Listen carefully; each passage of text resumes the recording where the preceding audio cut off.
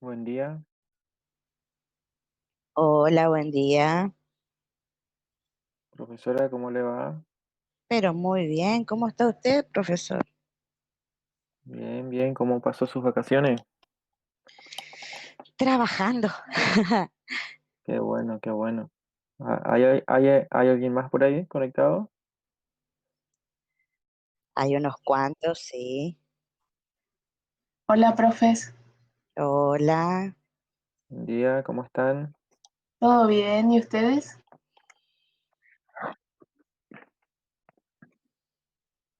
Muy bien, muy bien. ¿Cómo les ha ido en estos últimos parciales? Una semana bastante complicada antes de comenzar la vacación y ahora los que tuvieron que recuperar. ¿Pudieron avanzar algo con el ABP propuesto?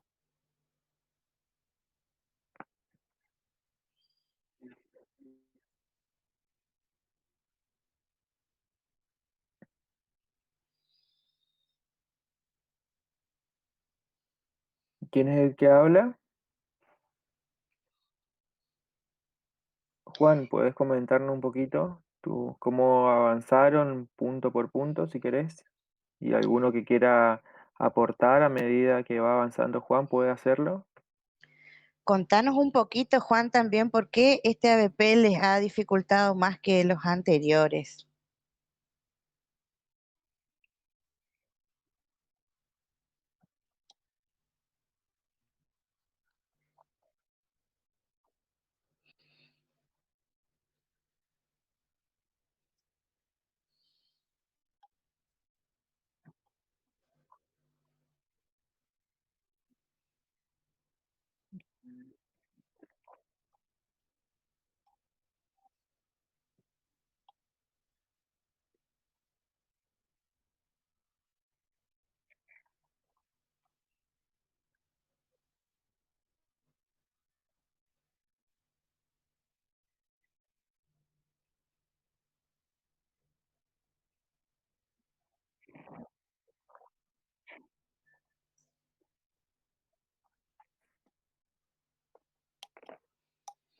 Sí, se comprende.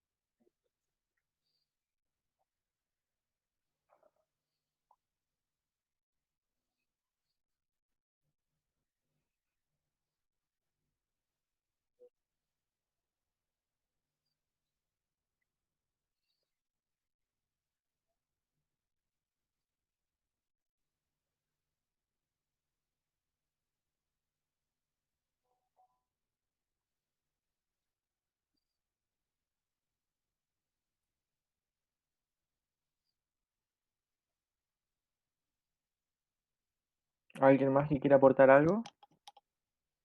¿Cuál fue el inconveniente que tuvo?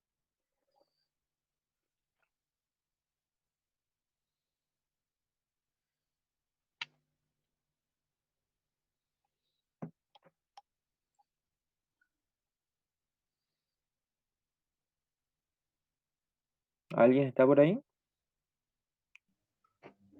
Hola, buen día, profesor. Hola, buen día, te escuchamos. Sí, soy Marcia acá.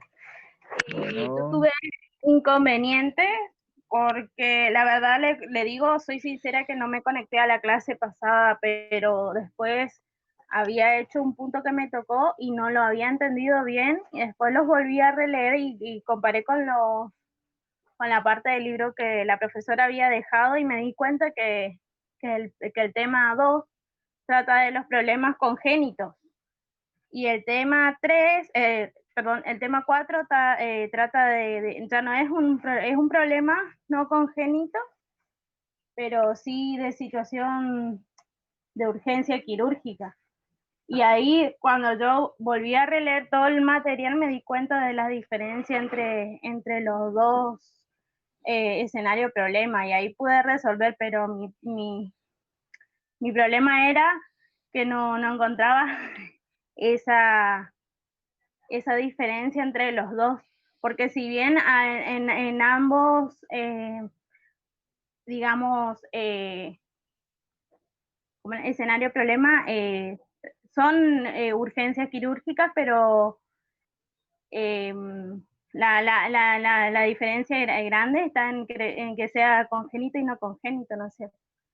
Y bueno, yo después tuve que volver a rehacer todo mi punto y había cosas que después me di cuenta que los problemas congénitos se dividían en sistemas y en aparatos y sistemas del cuerpo, digamos.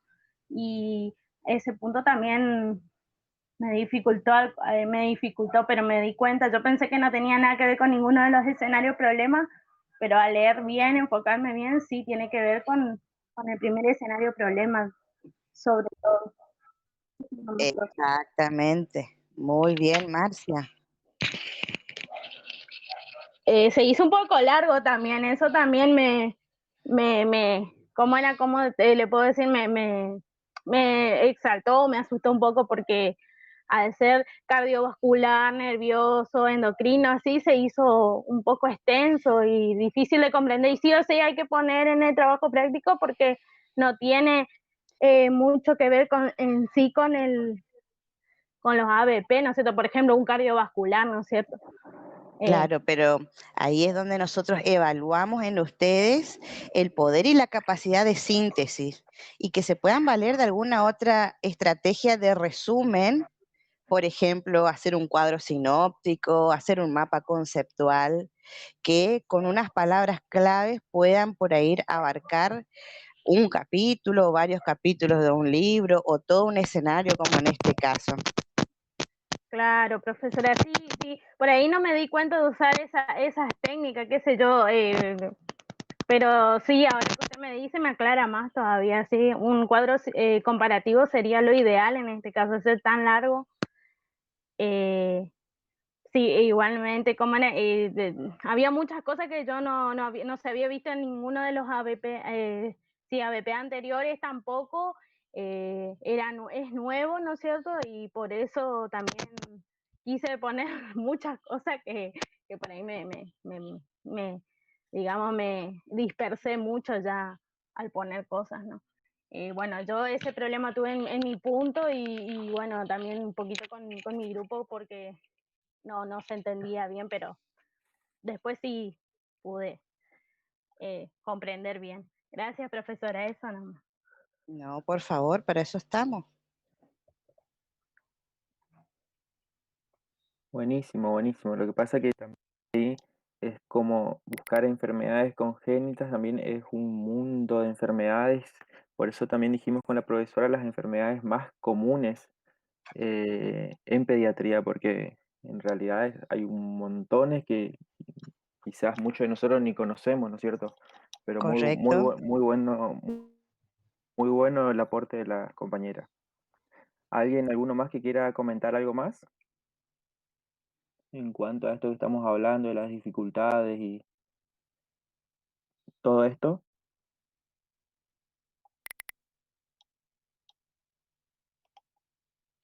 Profesor, Sí, te escuchamos. nuestro grupo con respecto al problema que tuvimos para resolver el caso fue con respecto a las correcciones quirúrgicas labiopalatinas. ¿Cuál fue el problema específicamente, Juliana? Con respecto a que la diferenciación porque busqué información de varios lados y aparecían como diferentes denominaciones a las correcciones, porque me aparecían separadas las correcciones que se hacen por el lado del labio y las correcciones referente al paladar. Entonces era Claro, como, pero en este caso era labio leporino y fisura palatina en conjunto. sí, y por eso con respecto a eso, no sé si está bien la respuesta que nosotros pusimos en el trabajo, pero con respecto a eso fue lo que nos costó encontrar la denominación a esas correcciones.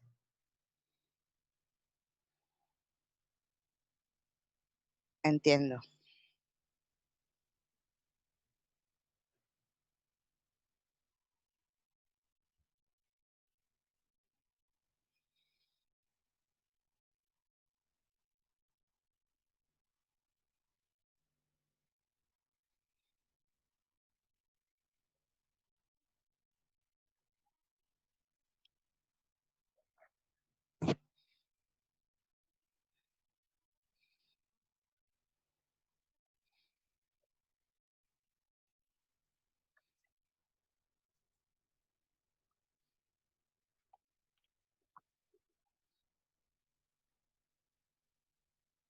Exacto.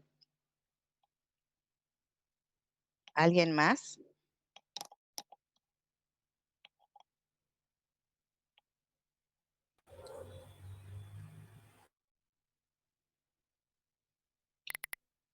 Bueno, avancemos entonces, profesor Marcelo. Avancemos con el escenario 1.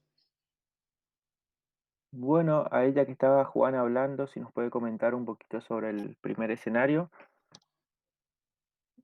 punto por punto, digamos, y los demás con la profesora vamos a ir nombrando y para que cada uno dé su aporte desde el grupo que está incluido, ¿sí? Contanos, por favor, Juan, cómo abordaron el primer escenario.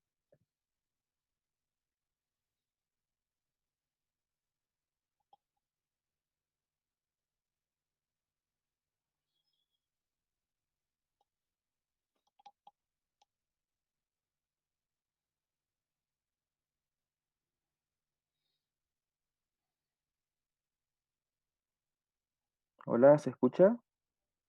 Sí. Juan, ¿estás?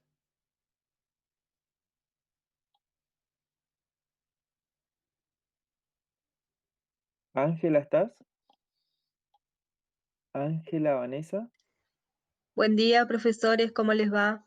Buen día. Bien, ¿Todo te bien? escuchamos, por favor. Muy bien. Nosotros abarcamos desde el ABP con la lluvia de ideas, que bueno, ya nos abrió el panorama el labio hendido, la fisura palatina. Estuvimos viendo y charlando también sobre lo que era el reborde alveolar, que para nosotros era algo nuevo también. O sea, muchas cosas nuevas de aprendizaje, mucho, mucho. Cada Qué palabra nos deteníamos porque detrás de cada palabrita había todo un contexto inmenso para aprendizaje. Y como que no nos dejaba avanzar a lo otro porque nos quedaban dudas, digamos. Bueno, y ahí paramos un ratito en el reborde alveolar, buscamos un poquito de eso, que tiene que ver con el hueso alveolar que sostiene los dientes del niño, o puede que no tenga, ¿no? En este caso, como puede que tenga o pueda que no tenga, leímos bastante sobre eso. Bueno, ya era un niño que vino con 9 años, ya estaba grande, digamos, y esto se debería haber corregido ya a los 3 meses aproximadamente, cuando el niño ya gana peso, ¿no? Y ahí ya se puede empezar como a tratar esto. Entonces, bueno, esto es mi punto de vista. Creo que ya era muy avanzado cómo estaba el niño, ¿no? Em, bueno, que tuvieron problemas en el entorno familiar, también decía, eh, y que los valores de laboratorio estaban normales. No tenemos, y lo que no sabemos es cuánto pesó al nacer, por ejemplo, porque a lo mejor no se le pudo haber practicado pensamos esto nosotros más, algún tipo de intervención porque quizás pudo haber sido bajo peso, no sabemos. No sabemos tampoco cuánto pesa ahora o si estaba desnutrido, cómo eran esas características. exacto. Que esto nos pareció que era muy importante porque relaciona mucho cómo está el niño nutrido para poder afrontar todo lo que es este proceso quirúrgico, que tiene que ver mucho la preparación eh, en cuanto a inmunidad y todo eso, ¿no, profesora? Claro, y así es como ustedes se pueden ir dando cuenta de la importancia de una valoración exhaustiva, ¿no? Porque se van a encontrar a la hora de la realidad en la atención de los sujetos de cuidado con muchos sujetos con múltiples patologías, del cual eh, requieren por ahí conocer más a profundidad acerca de la situación, del contexto, datos relevantes que por ahí les faltan y que eso es una competencia de enfermería, ¿no? Claro, sí. Por eso es como que ustedes nos tratan de abrir el panorama para que vinculemos todo y que no se hagamos todo segmentado. Pienso que a eso más o menos es lo que nos quieren transmitir. Claro. Aparte, acuérdense que enfermería no es biologicista, no es algo que trata patologías y un montón de cosas, sino que analiza y atiende al sujeto de cuidado desde todo su contexto, ¿no? Biopsicosocial, espiritual, ¿sí? Exactamente, Culturalmente, que otras exactamente, disciplinas profesora. no la hacen, ¿no? ¿Cómo no se cortó? Y que otras disciplinas, a diferencia de enfermería, no la hacen, no abordan al sujeto desde estas perspectivas. Pasa que como aprendimos el año pasado, que todo estaba muy enfocado al sistema biomédico. Entonces, Ujú, la enfermería va rompiendo eso a través de del aporte científico y holístico, que eso es, exactamente. es totalmente nuevo para nosotros porque siempre es palabra mayor lo que dice el médico, pero a lo mejor él no está observando todo lo que nosotros sí, porque estamos con la persona 8 horas constantemente. Y ellos vienen, hacen su trabajo y se van. Se trata de alejarnos ya de ese modelo médico hegemónico que está tan implantado en nuestro sistema de salud desde los inicios, ¿no? Exactamente, profesora. Y Muy bueno, bien. y eso, y no sé si sigo un poquito más o ya dejo. Sí, sí, por supuesto, te escuchamos. Y bueno, y todo eso fue lo que más nos llamó la atención en cuanto a lo que no sabemos para completar, digamos, esta recaudación de datos. Bueno, después, según la consigna, si somos en orden cronológico, nos pedía un poquito sobre cuáles son las patologías más comunes en cuanto a riesgo quirúrgico y eso. Y ustedes nos subieron un Power. Y también nos subieron el libro de Val y nosotros leímos Cordero también un poquito. Así Ujú. que no sé qué de eso es bastante extenso, no sé cómo usted guía esto. Mencionarlas. Bien. Pusimos atresia de esófago, criptoquidia, eh, megacolon ganglionar, y en el libro decían otro nombre también, enfermedad de Hinsbrook. ¿Está bien pronunciado? O algo Sí, así. Bueno, el caso también que tenemos de la apendicitis. También nos llamó la atención el trastorno de pies y piernas, cómo se corrige pero quirúrgicamente. Sí, a ver un poquito. Las patologías que requieren resolución quirúrgica que tengan relación con el escenario que les presentamos, en este caso, malformaciones congénitas. nosotros hicimos de todo, profesora. Bueno, Mezclamos, A ver, no está mal hicimos, tampoco. a ver, porque vimos que tenía que ver con lo quirúrgico, entonces ahí no fue no fue extenso, solamente lo mencionamos nada más. Bueno, Pero, eh, porque si vamos al caso también le mencionamos como una malformación, por ejemplo, el síndrome de Down, pero no tiene que ver en este caso con algo quirúrgico, sino que eso es otro, se aborda de otro punto de y vista. depende de las complicaciones que presente por ahí también.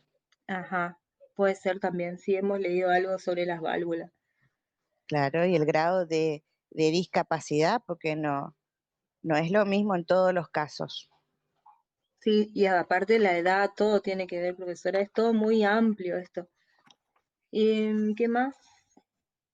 Bueno, y después ya fuimos a lo que es el labio leporino, fisura palatina, sus características, tipos, todo lo que puede llegar a afectar, cómo se aborda y todo eso, y ahí ya entraríamos en lo que es el escenario problema, profesora.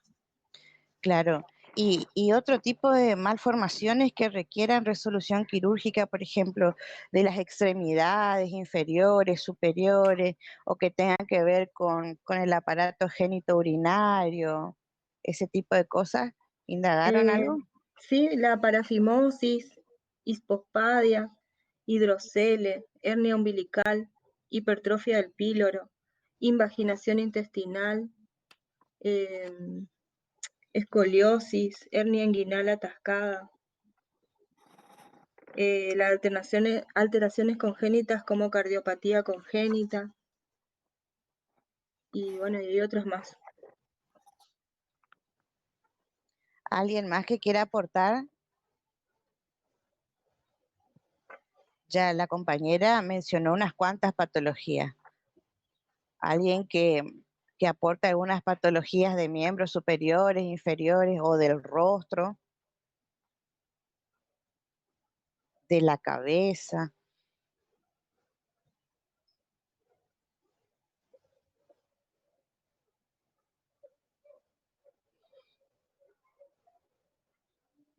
La de Le Calvé-Perté, ¿puede ser?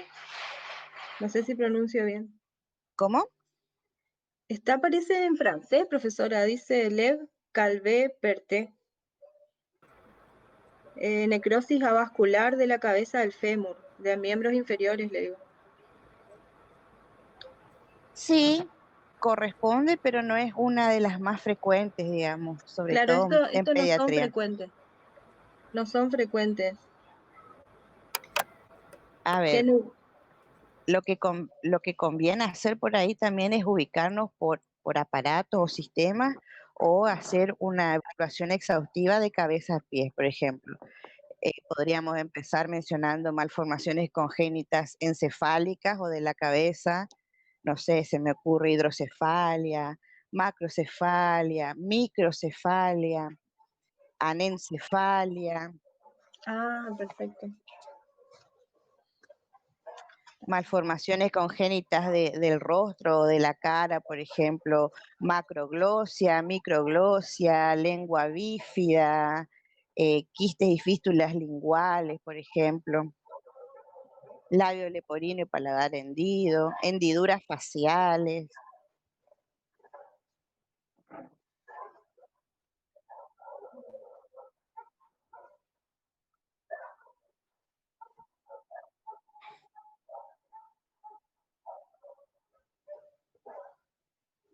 Sí, y ese problema requiere resolución quirúrgica.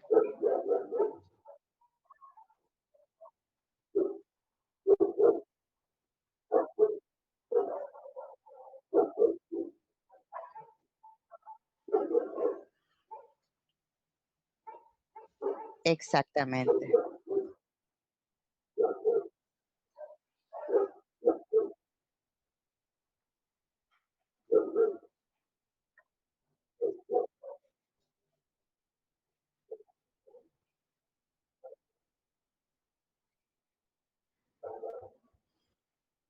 No hay problema. Malformaciones de las extremidades. ¿Alguien indagó?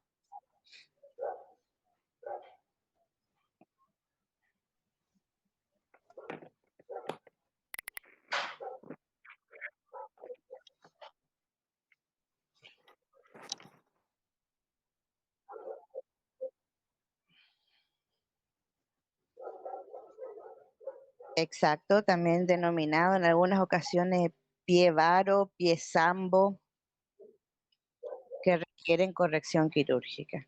Sí. ¿Qué otras situaciones se pueden dar? Buen día, profesora. Buen día. Habla Bonnie Antonella. Yo le quería hacer una consulta. En lo que estamos hablando de las malformaciones congénitas, también todo lo que sea la columna entra.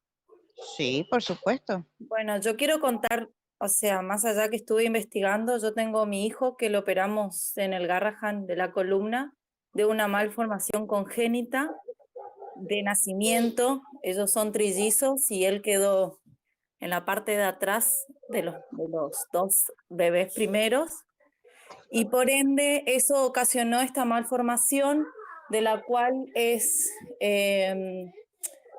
tiene columna bifórmica, se denomina, con múltiple escoliosis, de las cuales o sea, requirió cirugía, que le colocaron 2 prótesis. Y bueno, por eso quería saber si eso también entraba para hacer un aporte, en el cual también quería preguntarle si se puede colocar la experiencia en el cual uno vivió. Sí, por supuesto, todo es válido. Perfecto. Esto no es algo cerrado. Lo que se intenta hacer acá es construir el conocimiento entre todos, ¿sí? Nosotros funcionamos acá no como docentes, sino como guías y orientadores, ¿sí? Y Sí, aprendemos a la par de ustedes también. ¿Mm? sí, en mi experiencia, desde, o sea, tanto como mamá y como observadora, del cual, bueno, yo fui en otro hospital, ¿no? Pero la atención en lo que es la enfermería y la actividad de enfermería, cuando yo fui a los libros también había otra parte que es la que, como decía otra compañera, falta, que este año no estamos también vamos teniendo en cuenta, que es la parte humanista, que es la parte holística también, que se aporta en el desarrollo de lo que es la actividad de enfermería.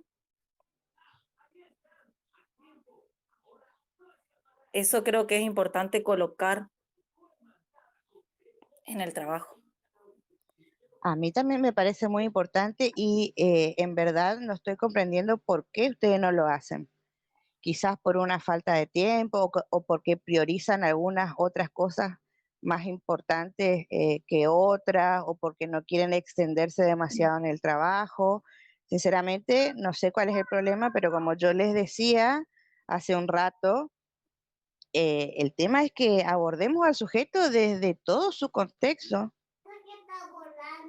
Profe, por ahí no sé si es que no hablo hablo en mi caso, no sé si es no el tiempo, sino que es la duda de que como que estamos, o sea, estamos acostumbrados a hacer, como dijo una compañera, toda la parte, viste, de médico, los tratamientos, o sea, referirnos a todo lo que está en un libro y por ahí salir de eso influye o involucra también saber si se extiende o no, o lo que va a escribir está correcto para ustedes, porque nosotros, más allá que hacemos para aprender y comprender y tratar de ir interpretando cada consigna, también estamos como expectantes a las consignas que ustedes nos dan. Claro, se comprende. Por eso Lo no que puedo. se puede hacer también, porque nosotros, estos escenarios tienen dos etapas, ¿no? Una es el Sí, aporte, el trabajo escrito que ustedes hacen, y lo otro es la defensa, que ustedes puedan tener la oportunidad de expresar todas estas inquietudes, el aprendizaje que obtuvieron, ¿sí? A sí, través de esta modalidad que nosotros empleamos, ¿no? Y sí. esas dos cuestiones tienen una evaluación, ¿sí? No es solo Sí. presentar el escrito y demás cuestiones. Si hay cosas que ustedes no ponen en el escrito por alguna circunstancia como las que vos me estás eh, expresando, Sí, justamente para eso tenemos este espacio para que ustedes puedan expresar lo que quedó pendiente o lo que les gustaría hacer o cómo les parecería que se podría abordar. ¿Se va comprendiendo? sí.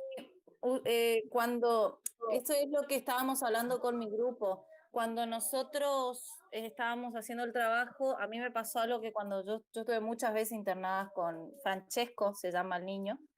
Sí, sí, espera. Me pasó que compartí habitaciones en las cuales muchas de las patologías las vi, o sea, las tuve cerca, no las viví, las tuve cerca y vi a esas mamás y comprendí otra perspectiva de lo que es el cuidado, tanto las enfermeras, cómo actuaban, cómo les hablaban, cómo le guiaban, le enseñaban, le educaban. Y había gente que tenía o sea, vos le hablabas y comprendían y otras que les costaba un poco más. Entonces, ¿cómo le explicaban? ¿Cómo había padres que eran sordomudos? Me tocó en una habitación y cómo esa enfermera buscó de todos lados, porque la patología del niño tenía muchas complicaciones y le tenía que explicar cómo tenía que limpiarle, o sea, higienizarle Claro, o llamar en caso que pase algo. Es realmente, eso está bueno, por pero eso viste no que en sé el si, aula uno puede expresar.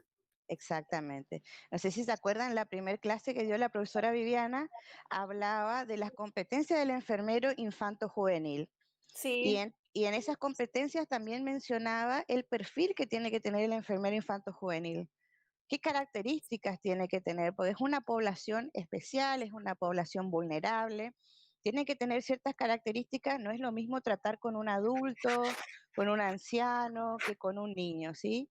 Tiene que poder tener esa capacidad de poder educar a los padres, tiene que ser amoroso, comprensible, tiene que tener paciencia y un montón de cuestiones que a veces uno, estudiando la teoría o lo que se le da, en ese momento uno no llega a caer en la realidad de que por qué se le está dando esto o por qué es importante esto.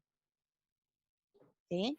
sí, perfecto. Pero yo realmente en el trabajo no puse porque, o sea, cuando dimos el tema, yo igual para mí es un tema muy delicado, más allá que sea mi hijo, es un proceso, ¿no? Yo jamás pensé, y ahora que la compañera estuvo hablando, que usted estuvo diciendo de todo lo que es la parte congénita y todas esas cosas, yo me vino a la cabeza y dije, mi hijo, mi hijo tiene una malformación congénita, pero nunca lo puse en el trabajo.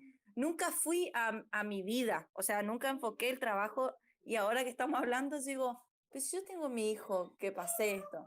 Y ahí dije, será, o sea, pregunté porque si era, pero en ese momento no se me ocurrió. En el momento del trabajo no me vino. Pero bueno, nada, Pero quería bueno, contar esa es experiencia. importante que se den cuenta de estas cuestiones. Muy bueno tu aporte, Antonella. Gracias. Muchas gracias. Y me disculpe a la alumna que le corté. Bueno, Marcelo, ¿con qué seguimos? Sí, yo quería hacer un aporte en cuanto a lo que dijo Vanessa, ¿es no la que estaba hablando? Antonella. Antonella. Que está bueno también, si bien no está bueno que haya pasado en esa situación con su hijo, está bueno que ella tuvo las dos visiones como madre de un niño internado y ahora futuramente como enfermera, digamos, para que dé el ejemplo y trate de cambiar actitudes del profesional enfermero que no estaba acorde con la situación. Que nosotros, como estamos acá estudiando, somos los futuros enfermeros y podemos generar el cambio que queremos. Es como dice el dicho, nosotros tenemos que atender y cuidar a los niños como nos gustaría que le cuiden a nuestro hijo. Esa es la palabra justa, no solo mucho conocimiento, mucha teoría, sino vocación, empatía, buen trato, responsabilidad, amor. Es muy amplio, Exacto. como dijo la profesora, que hablaba la profesora Viviana en las primeras clases, y eso es muy, muy amplio el campo de enfermería que abarca al niño en su contexto en general, no solamente su rama, sino las ramas de otras disciplinas. Es inmenso el campo, por eso está muy bueno el aporte que hizo la compañera también y el de usted, profesora, claramente, ¿no?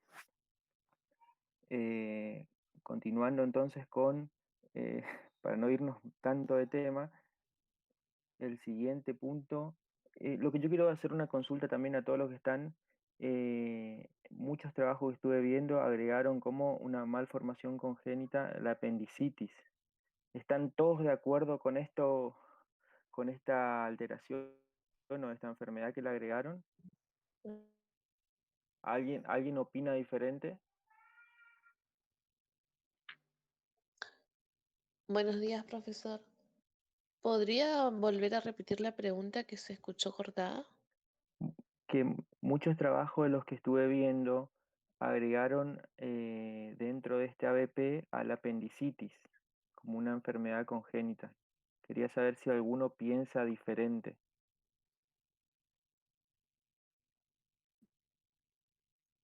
Profe, hola, habla Jessica. Nosotros pusimos en el segundo pusimos, perdón, en la segunda consigna, creo, no me acuerdo el orden, pero fue que pusimos en la de que necesitaban operaciones. En esa pusimos. No le englobamos como algo congénito. Profesor, ¿puede repetir la pregunta?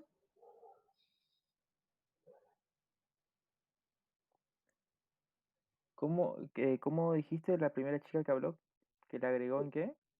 Que le pusimos como aquellas patologías que necesitan de una intervención quirúrgica.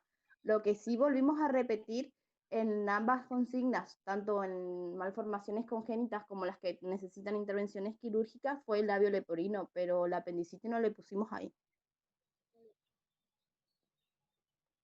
No sé si está bien. Ah, perfecto, perfecto, perfecto, no. Algunos trabajos por ahí está movido entonces nomás, pero continuando entonces, alguien que quiera comentar un poquito sobre las necesidades de atención de enfermería en todo el proceso terapéutico. En cuanto al caso clínico, Claro.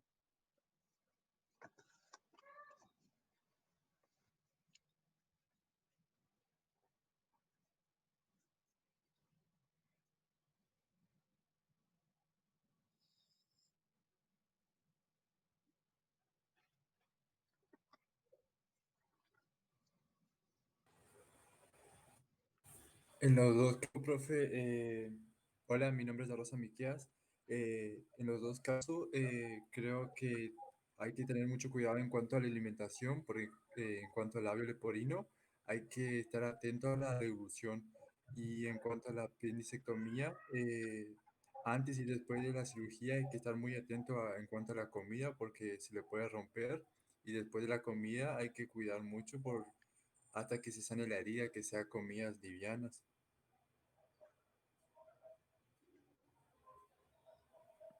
bien, pero específicamente para el primer escenario, Del desde labio. nuestro rol como enfermeros, ¿no? Sí, profe.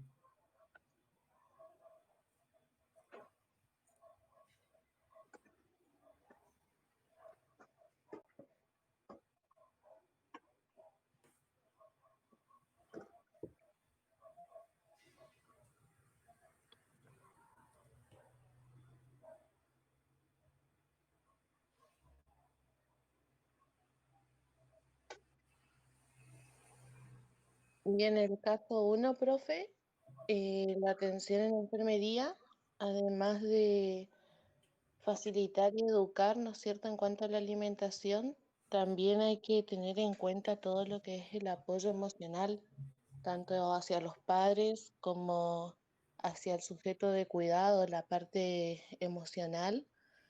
Los cuidados también pre y postoperatorios para evitar las infecciones y las complicaciones. Y creo que también sería el tema de hacer una educación para el alta, ¿no es cierto? Para que los padres sepan cómo llevar, ya que según lo que leímos al día siguiente se suele dar eh, el alta, entonces los cuidados y lo que tienen que tener en cuenta para saber cuándo volver al médico, por si se presenta alguna complicación de la intervención. Exactamente. En este caso tenemos un sujeto de cuidado de 9 años, que ya está grandecito, ¿no? Claro. Pero imagínense ustedes si fuera un bebé de pocos meses o de 1 año, ¿sí? Previo a la cirugía, por ejemplo, aparte de la educación y otras cuestiones, ustedes mencionaban hoy cuidados referentes a la alimentación. Eso es algo muy importante y también es un rol de enfermería. ¿Qué cuidados o qué podemos enseñarle a esos padres o cuidadores en cuanto a la alimentación? ¿Existen por ahí algunos dispositivos que pueden ayudar a alimentar a ese niño o niña previo a la corrección o a la cirugía, digamos? Sí, hay unos tipos de biberones especiales que tienen la tetina un poco más fina y alargada. También se le puede recomendar a la madre, siempre eh, fomentando la lactancia materna, ¿no es cierto? El hecho de que tape la parte de la hendidura de la boquita del bebé, que tape con el pulgar, así se fomenta también la succión en los lactantes y neonatos. Y para que la comida también no pase a las vías respiratorias. Exactamente, muy bien.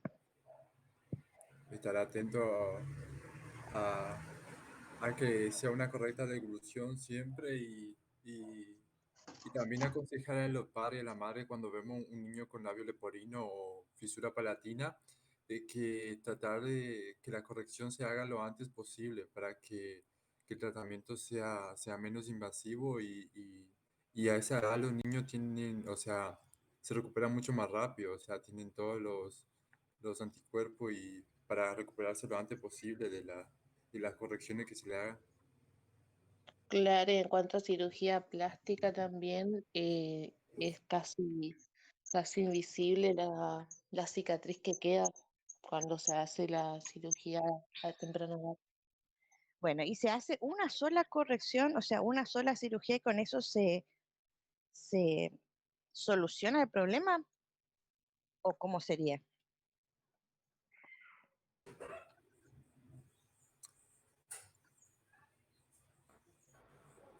Eso primero hay que valorar cómo está la gravedad de la hendidura palatina, cuántas sesiones necesitará de cirugía eh, para ir corrigiéndolo de a poco. Exactamente, ¿sí? Todo depende de la situación, cómo se encuentre el sujeto. A veces va a requerir más de una cirugía, ¿no? Y el abordar esta patología implica un despliegue multidisciplinar en el cual entran en juego todas las disciplinas casi, ¿sí? Desde el ortodoncista, el médico cirujano, el ortopédico, el enfermero, ¿sí? El otorrinolaringólogo en algunos casos también, ¿sí? Porque las fisuras de paladar se asocian en muchos casos a patologías del oído medio también debido a un mal funcionamiento de la trompa de Eustaquio, ¿no? Entonces, También es leí que bastante complejo, ¿no? veo que el caso presenta, o sea, es muy cortito, o sea, no te da mucha visión. Ahí leyendo que los labios, el paladar, se empieza a fusionar a partir de los 3 meses. O sea, cada parte del niño, por ejemplo, la parte cognitiva y todo eso tiene un periodo del mes en que se desarrolla. Y, por ejemplo, la madre tuvo un problema a los 3 meses y justo en ese 3 meses, cuando se fusionaba, empezaba a fusionar los labios, eh, eh, el cielo de la boca sería, se empieza a juntar. Y como la madre tuvo problema a esa edad del embarazo, fue que el niño nació con esa malformación. No, en Y cuanto a eso también, profe, tuve la duda, se me planteó eso, pero no supe si relacionar porque decía que a los 3 meses tuvo problemas con el contexto del entorno y yo lo asimilé más a por ahí discusiones o problemas económicos a lo que es más nutricional, digamos, ya que es recomendado la ingesta del ácido fólico durante ese tiempo de gestión y casi siempre no es gratuito y demás. Bueno, también lo relacioné por el hecho de que quizá no consumió porque en ese contexto del entorno con el cual tenía complicaciones, supuse que fue el hecho de que por ahí vivía lejos de algún centro de salud, ya que son del Soberbio. Entonces no tenía un CAPS o algo cerca, un hospital, y entonces no tuvo cuidados prenatales. exactamente, por los datos que presenta el escenario, ¿no? No hay certeza de que la malformación que padece el niño esté relacionada específicamente con eso, pero podría ser, ¿sí? Por eso, si se les presentara un caso como este, como yo le decía, es importantísimo indagar exhaustivamente y hacer una buena valoración porque de la valoración depende la planificación que nosotros vamos a hacer acerca de los cuidados, ¿sí? De la atención específica y general que requiere el sujeto, ¿no? Y cómo vamos a abordar, como yo les decía, desde todas las perspectivas, ¿sí? Obviamente priorizando esas necesidades, de las más importantes hacia las menos importantes. De acuerdo a todo esto lo que estuvieron hablando en cuanto a las necesidades de enfermería, eh, ¿cuáles son los diagnósticos? ¿Qué proceso de atención de enfermería pudieron elaborar ahí con respecto a las necesidades de este niño? ¿Me permitís una cosita Sí, sí, más, por favor, sí. Marcelo? También hay otra cuestión que es muy relevante en este contexto y que se está dando mucho, sobre todo en las zonas de agricultura de nuestra provincia, sobre todo, en la cual las personas que trabajan en el campo, ¿no? Que manipulan, no están en contacto estrecho con lo que son agrotóxicos. Hay muchísimos estudios científicos que evidencian que puede estar relacionado no solamente con este tipo de malformaciones congénitas, sino con muchas otras, ¿sí? Por más que se utilicen todas las medidas de bioseguridad apropiadas, guantes, botas, los delantales y demás trajes que es necesario para la manipulación de estos agentes tóxicos.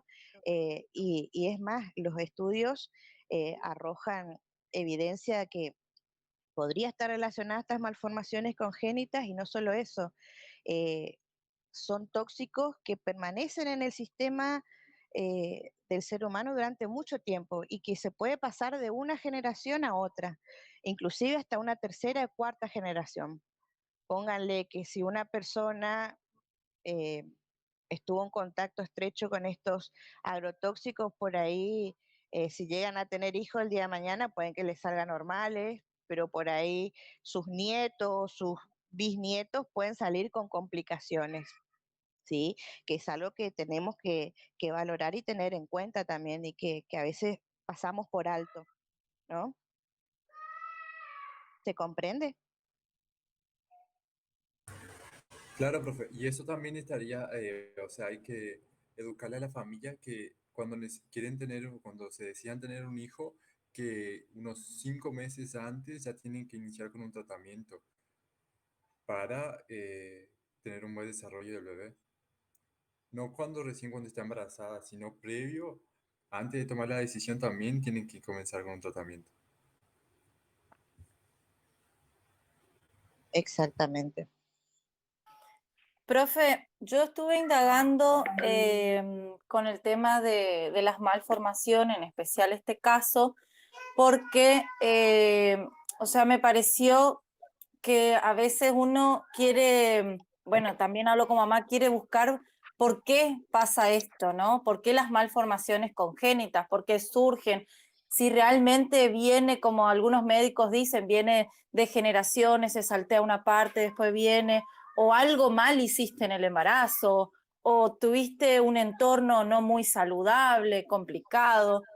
Y a veces uno como enfermero también tiene que dejar abierto esa parte para que la mamá también pasa que, viste, dice, bueno, pero ¿qué pasó? Las mamás cuando tenemos bebés con malformaciones venimos con un montón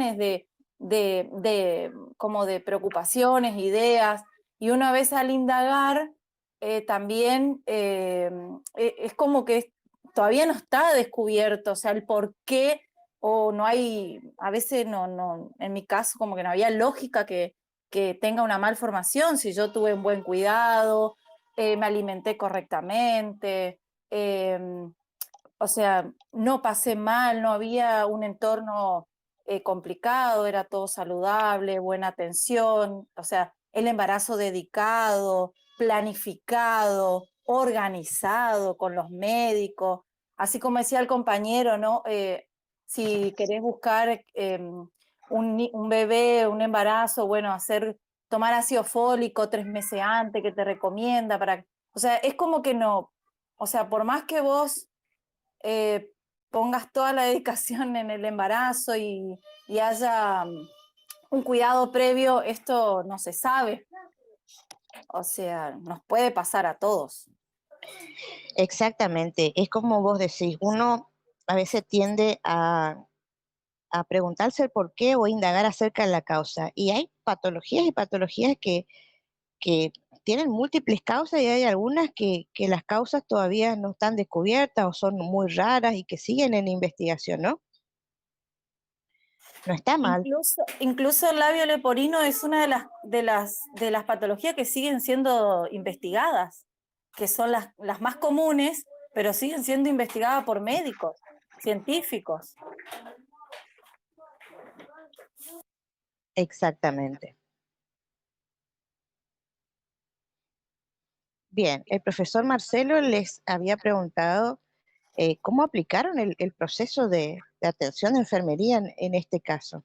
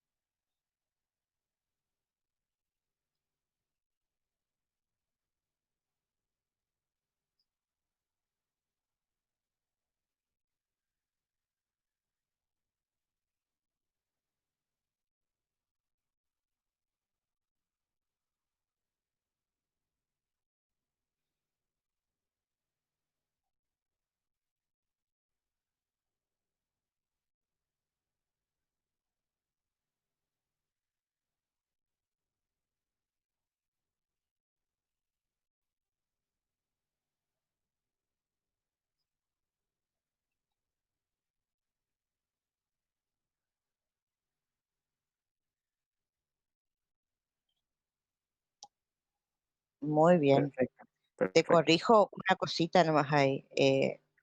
Había un cierre completo no solamente de los labios, sino también del paladar.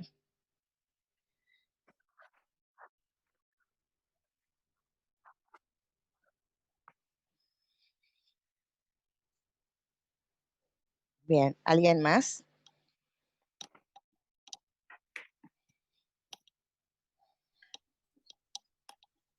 Yo trabajé un diagnóstico de riesgo de infección.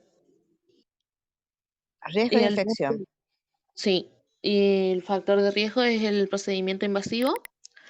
El resultado sería el control de riesgo, teniendo como indicadores modificar el estilo de vida para reducir el riesgo, evitar exponerse a las amenazas para la salud y, y supervisar los cambios en el estado de salud.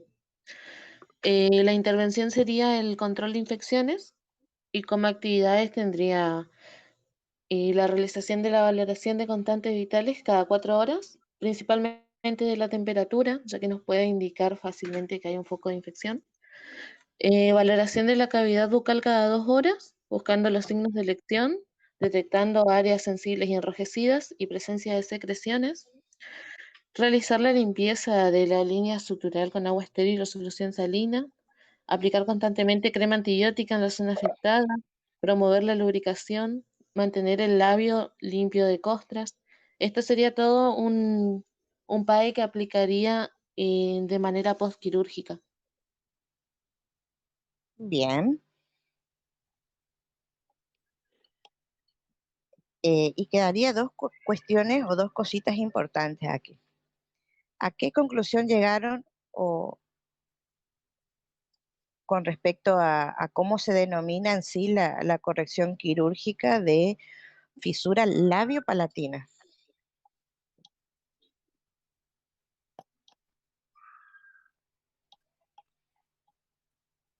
Profe, eso yo lo encontré, o sea, encontré algunas en un video de YouTube, pero no sé si está bien. Las nombro. Sí, veamos. Dice queiloplastía, dice que se realiza cuando la fisura va relacionado con el labio. y el mismo consiste en el cierre a los 3 meses de edad. Después encontré otro que decía palatoplastía, que es un procedimiento que consiste en el cierre del paladar a través de diferentes procedimientos entre los 8 y 12 meses de edad, y alveoloplastía, que se realiza si existe una fisura en la apófisis alveolar del maxilar. Dice, esta conexión se lleva a cabo alrededor de los 8 años de edad. Eso fue lo que encontramos con mi grupo, profe. Bien. ¿Y se inclinaron por alguno más que otro? No, sinceramente no, profe. ¿Alguna? Profesora, buen día. Buen día. Profesora, nosotros según la lectura que hicimos de corrección quirúrgica de la fisura palatina, la palatoplastía, porque es la correcta reposición de la musculatura y la elongación del paladar, que busca aumentar la longitud antero-posterior del paladar. La técnica utilizada es la de millar, de rotación-avance con una línea de sutura escalonada, para reducir al mínimo la incisura del labio por retracción del tejido cicatrizal. Bien. ¿Algún otro compañero que quiera hacer algún aporte?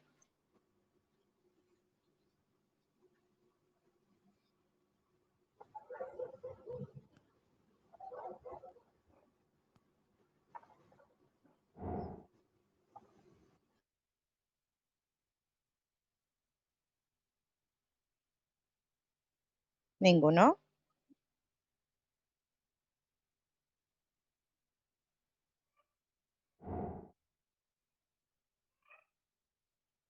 Bien, la corrección para este caso se denomina palatoplastía, ¿sí? Se corrige, perdón, tanto eh, la fisura palatina como el labio leporino.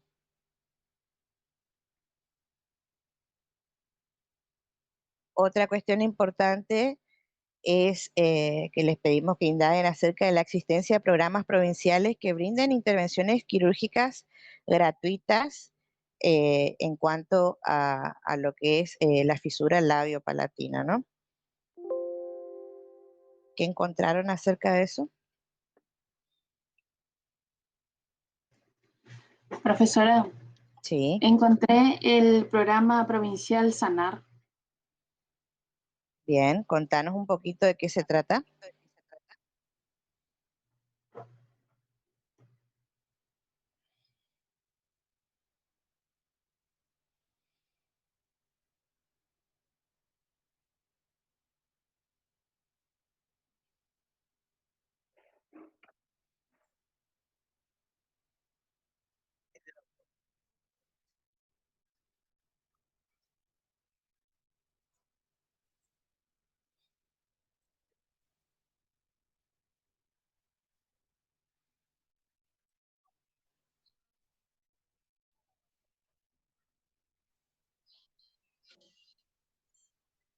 Se encarga de la detección del caso, el diagnóstico, el traslado, la operación y el tratamiento de cualquiera de las patologías que contempla el programa. Bien, ¿saben quién es el encargado del programa?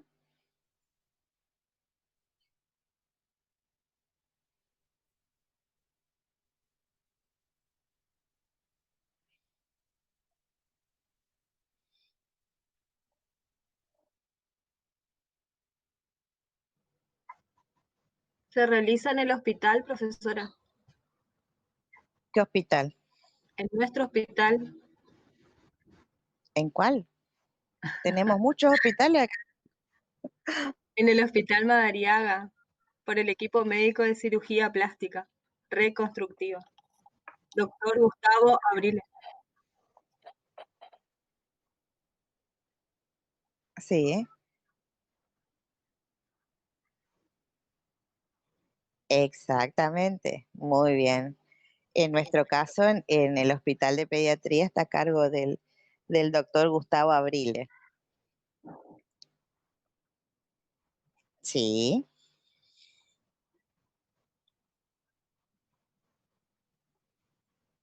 No hagas bien. propaganda, Juan, ¿eh? Acá no. Ah, No hagas propaganda acá en la clase. Bueno, pero ¿por qué le mandamos a indagar esto? ¿Sí? ¿Alguien se dio cuenta? ¿Por qué es necesario que conozcamos estas cuestiones? Para que nosotros demos a conocer, profesora, y le ayudemos a las personas, que tenemos recursos, que son nuestros propios. Exactamente, ¿sí? Hay infinidad de personas que no saben con los recursos con los que se cuentan, personas por ahí del interior también que por ejemplo, este chico, ¿no? Tiene 9 años, quizás la madre o los referentes de salud del niño no sabían cómo afrontar el problema, no sabían que existían estos recursos y que eran gratuitos, o pensaron, vaya a saber qué otras cosas. Entonces es necesario que nosotros como enfermeros eduquemos a la población en general, estén en un hospital o no, o en la comunidad o donde sea, porque ese es nuestro rol como miembros de la sociedad también, ¿no?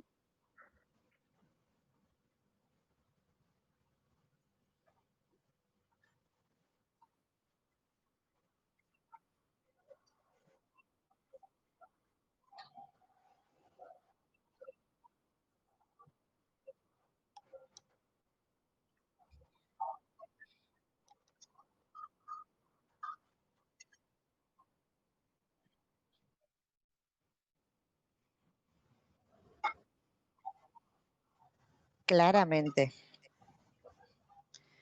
Bien. Profesora, ¿avanzamos al segundo escenario?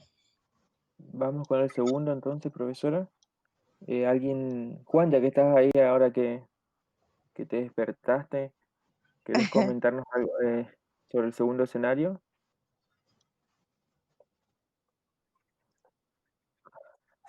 Si querés comentarnos algo sobre el escenario 2.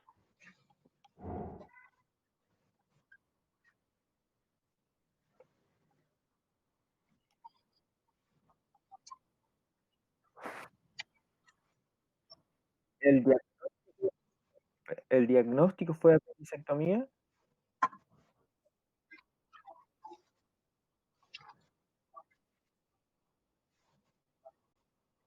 Ah, perfecto.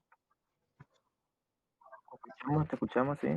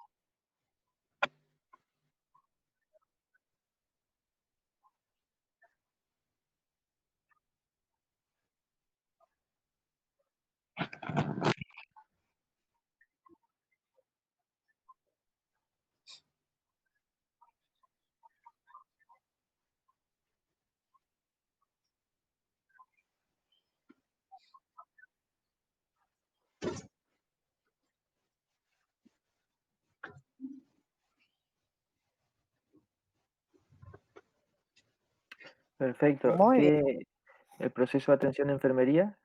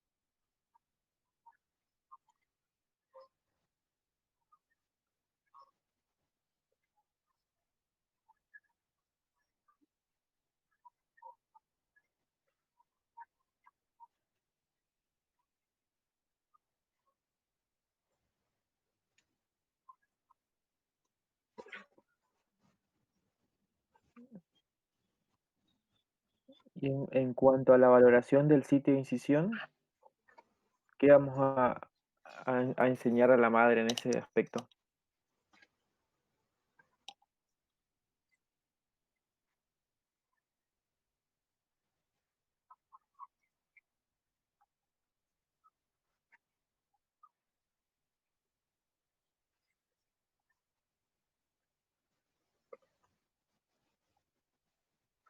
Perfecto. ¿Alguien que haya hecho un diagnóstico diferente?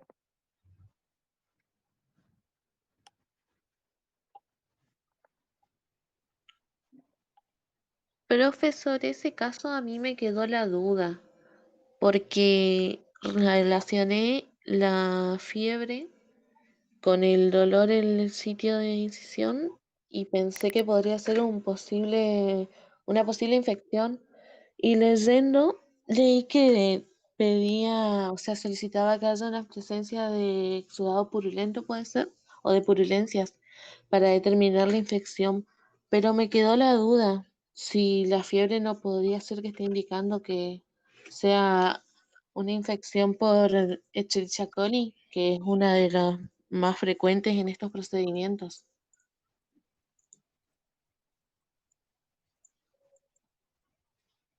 Muy, ¿Qué les muy bien. parece? Nosotros también opinamos lo mismo, profesora. No, hicimos un diagnóstico de riesgo de infección relacionado con proceso invasivo. Claro, yo Y hice el fíjate mismo que diagnóstico. el sujeto acaba de ser sometido a cirugía quirúrgica, ¿no? Y en el control y la valoración de los signos vitales ya hay una hipertermia o una fiebre, como quieran llamarlo, ¿no? ¿Y les parece normal a ustedes que esté alterado en este caso la temperatura? No, no tiene que haber elevación de la temperatura en estos casos, según lo que indagué. Todo Entonces lo que le digo podría, sería consulta al médico en caso de fiebre. entonces También hay que efectivamente valorar el sitio. que esté relacionado, ¿no? Con una posible infección. En ese caso, como ustedes dicen, es importante que valoremos el sitio de incisión, ¿no? ¿Qué Claro, signos, aparte de la temperatura o el calor en la zona, nos indican a nosotros que puede estar infectada una herida? Exactamente.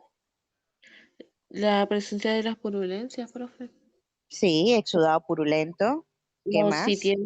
si tiene algún drenaje, hay que valorar también, porque podemos detectarlo también viendo cómo está. Sí. ¿Qué otra cosa? Si tiene edemas, si tiene enrojecimiento en la zona de incisión. Muy bien. Todas esas cuestiones. ¿Sí? Profesora, algo Sí. que quería comentar que me pareció significativo, ¿no? Porque cuando, por ejemplo, hicimos las prácticas, me acuerdo en primer año en el IOT con el profesor Sandes, justamente me había tocado la parte postquirúrgica. Y cuando les había tomado la temperatura a los pacientes, la mayoría tenía 35 o 36. Y a mí me parecía súper extraño porque, bueno, sabemos que la temperatura normal, ¿no? Pero ahí el profesor nos explicó que tras la cirugía suele ser así, de tener la temperatura muy baja. ¿Por Entonces eso qué? también es un indicio de que tras la cirugía tengo una temperatura tan alta, es un indicio de infección. Exactamente. Y hay múltiples cuestiones por las cuales tienen generalmente tras la cirugía los pacientes una temperatura baja, ¿sí? Primero porque generalmente en los nosocomios o los lugares de internación siempre la temperatura también es mucho más fría que en otros lugares, ¿sí? Porque sabemos que el calor también induce en muchas ocasiones a infecciones, ¿no? Y por otro lado también se debe a una complicación, no es una complicación, sino que es un efecto secundario de la anestesia también, Por ¿sí? ahí, Es como dice la profesora por ahí, en pediatría todos los niños postquirúrgicos van a venir hipotérmicos, pero por la temperatura y por la anestesia, como dice la profesora, ¿sí? Que suele revertir después cuando llega el trabajo de enfermería, y suele revertir esta temperatura. Quizás un shock frío que realiza en- hay diferentes tipos de sepsis o infecciones, el frío y el caliente. En el frío va a estar hipotérmico, pero hay otra sintomatología más asociada para que demuestre que está con una infección, ¿sí? Eh, Me parece que dentro de pediatría la mayoría de los niños que salen de quirófano vienen hipotérmicos, donde el enfermero ahí tiene que hacer método físico y demás. Y por otro lado, hasta 48 horas después de la cirugía suelen hacer registros febriles los postquirúrgicos, por eso se administra antibiótico en forma profiláctica, ¿sí? Así que también coincido, como dice la profesora, me parece que no está mal lo que hizo el profesor Sandes, pero está más asociado al tratamiento quirúrgico que se realiza, ¿sí? Exacto.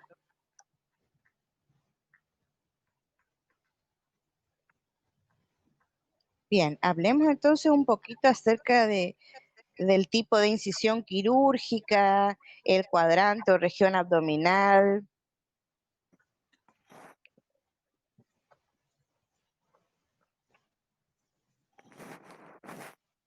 ¿Alguien que quiera comentarnos eso? El tipo,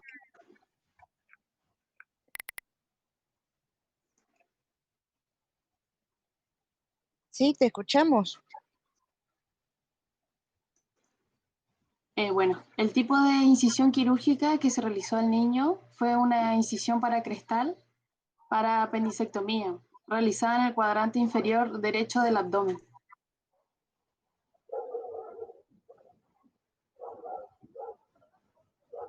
Cuadrante inferior derecho. ¿A qué región abdominal correspondería?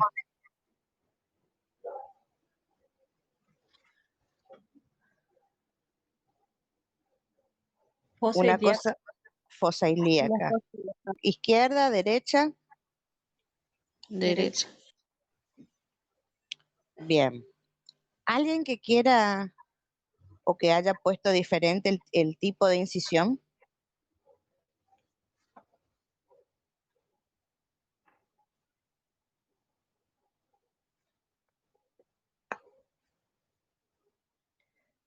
La parascópica pusimos nosotros. Eso es una técnica. Ah, ok.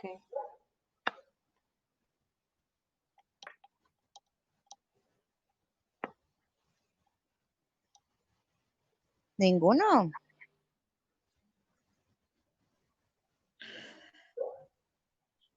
Yo conocí, profe, no lo vi, no lo desarrollé en un trabajo, pero conocí a una persona que me dijo que es uno en no sé cuánta cantidad de personas que tienen apéndice retrocecal, o sea, en la parte de atrás, digamos, ¿no? Donde es la ubicación anatómica. Y al hacerle la cirugía le hicieron el mismo corte, ¿no es cierto? Pero atrás, en la altura de la espalda baja, digamos. Exacto, eso es un caso excepcional, digamos, pero comúnmente, ¿qué tipo de incisión se realiza?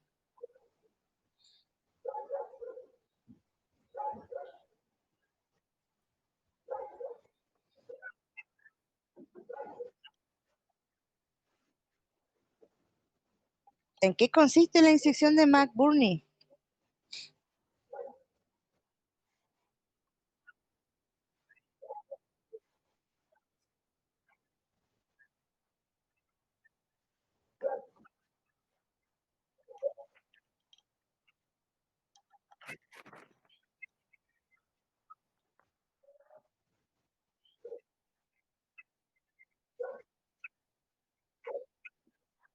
Exactamente.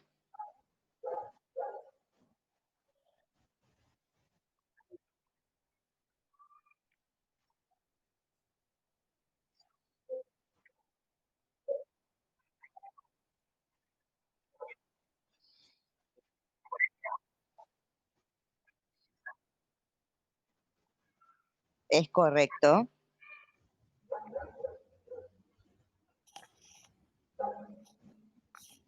Y estás también en lo exacto. No sé quién me estaba hablando. Una de las incisiones más frecuentes para este tipo de patología es la incisión de McBurney, ¿sí? Como mencionabas, es la más frecuente, pero todo también depende de la localización del apéndice también en ciertos sujetos de cuidado, y todo depende también del cirujano y de lo que opte el cirujano, porque hay cirujanos antiguos, por ejemplo, que aplican técnicas viejas, pero que son válidas también, ¿no? Y, y hacen otros tipos de incisiones, ¿no? Pero la más frecuente es esa, la de McBurney. Y en este caso, la planificación de la educación para el alta, que se le proporcionará a la madre, que pueden aportar en cuanto a este punto, el último. Juan, ya que estás ahí.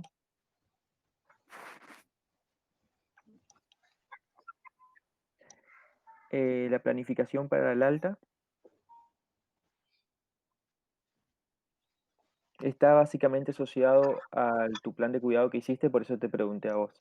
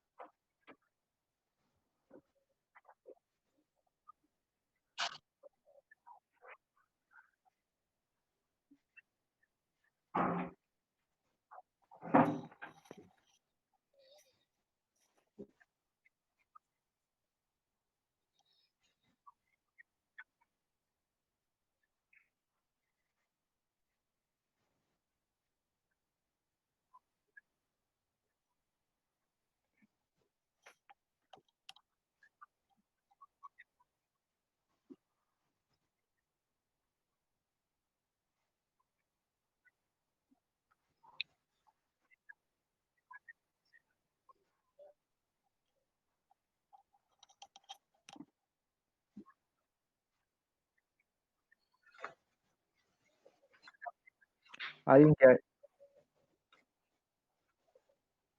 No, no, perdón, seguí, continúa. Pensé que habías terminado.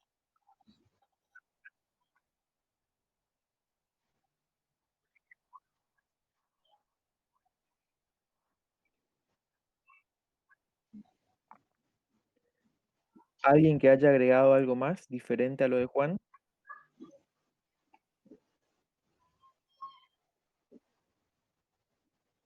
En este caso, profesor, el niño tiene 5 añitos. Creo que es muy dependiente de la madre o del cuidador que esté a su cargo. Sobre todo que va a salir con una incisión, que va a salir con el proceso quirúrgico que tuvo recién, y va a salir también con el vendaje abdominal compresivo, o sea, también informarle que ese vendaje, cómo debería hacerse, el color que puede llegar a tener el vendaje si se produce un sangrado, porque la herida no va a estar expuesta, va a estar, se produce, cómo se va a hacer la higiene, que tiene que cómo va a ser el cuidado de esa herida, con los días consecuentes a la cirugía, cómo movilizarse el niño, porque está en una edad donde es una edad muy inquieta, nunca pasó por un proceso quirúrgico, es su primera vez, entonces, como hablamos al principio, todo lo holístico con respecto a las necesidades de movimiento, de juego, de de que va a estar inquieta o inquieto, y bueno, toda esa valorización también es muy importante de alertarle a la madre para que no pierda la paciencia y bueno, todas esas cuestiones. Perfecto, está muy bien tu aporte. Por lo general, los niños que no tienen otra complicación asociada, que entran solo por abdomen agudo, apendicitis, por lo general se quedan entre 2 o 3 días si no tienen otra complicación y suelen irse a la casa ya con la herida descubierta, ¿no? Siempre y cuando no tenga signos de flogosis o que no le hayan dejado unos puntos abiertos o un mínimo drenaje en caso de que tenga secreciones, ¿no? Pero está muy bien tu aporte. ¿Alguien más que quiera comentarnos por último este punto?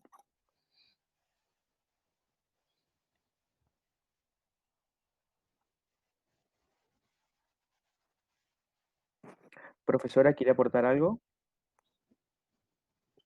No, creo que fue muy interesante los aportes de ellos, todo lo que estuvimos viendo, y la verdad me sorprende el avance de ellos, cómo abordan todas las cuestiones, eh, y como se habrán dado cuenta también, todo lo que abordamos en los ABP fue lo que se toma en el examen, ¿sí? Y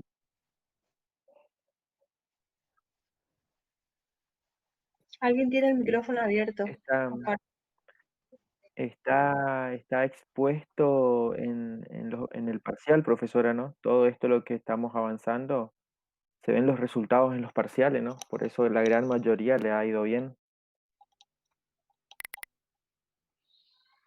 es probable.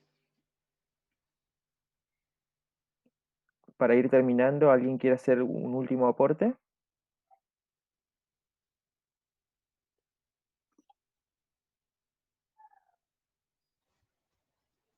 Yo quería darle Bien, las gracias a ustedes por no rendirse ante todas estas dificultades y siempre nos están animando a más, desde la cátedra, de ustedes como nuestros mentores, por así decirlo. Y, y bueno, eso, nada, que nos inspiran a más siempre. Sé que a veces es agotador porque no solo le tenemos a su clase, tenemos otras cátedras también que atender, pero el desafío es siempre para adelante, así que desde nuestro aporte, muchas gracias. qué bueno, Ángela. Gracias a ustedes también por estar y involucrarse con el aprendizaje y un montón de cuestiones, ¿no? Otra cosita, les vamos a dejar, creo que el último ABP de este cuatrimestre, ¿no?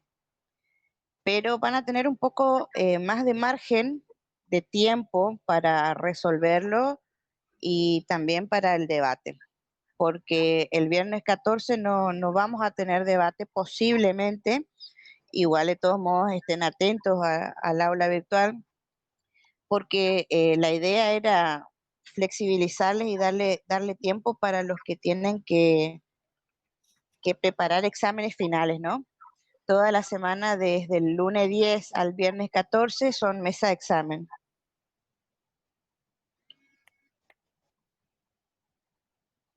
¿Se comprende?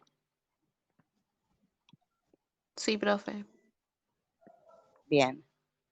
Entonces, posiblemente nos encontremos el viernes 21.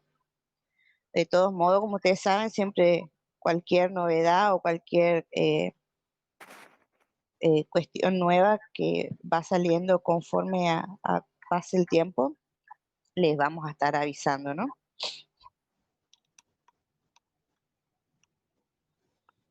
Perfecto. Entonces, con este último aporte de la profesora hemos concluido un encuentro más virtual. Yo de mi parte le quiero decir que la verdad que aprendemos y aprendo muchísimo de ustedes en cada encuentro todos los días, todos los viernes que nos encontramos, la verdad que se aprende muchísimo de ustedes porque cada uno de ustedes tiene un punto de vista diferente y lo ve desde otra perspectiva, no la misma siempre a la que vemos nosotros, así que les deseo un buen fin de y nos estamos encontrando entonces si Dios fin de semana que viene o el otro, o cualquier cosita, cualquier consulta que tengan, estamos conectados mediante el aula virtual o el correo de la cátedra.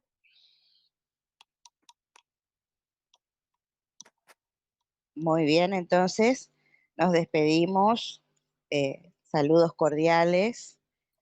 Nos vemos, profesor, entonces también en el próximo encuentro, si Dios quiere.